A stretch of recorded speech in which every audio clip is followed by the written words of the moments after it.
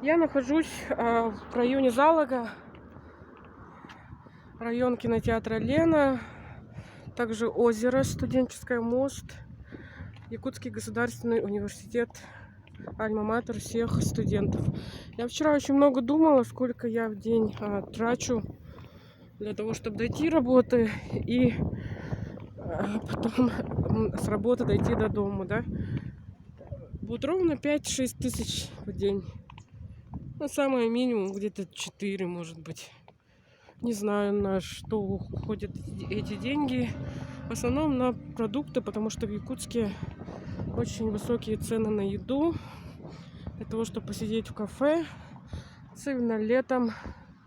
Короткое, жаркое лето. Все отдыхают. Поэтому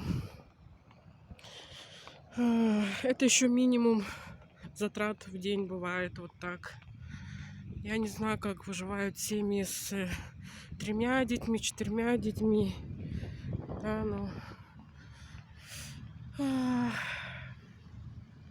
Так, я иду на остановку.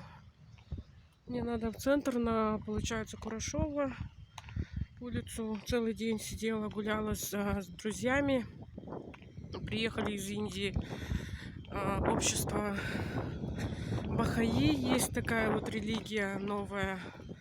И сейчас мы изучаем первую книгу только. Рухи называется.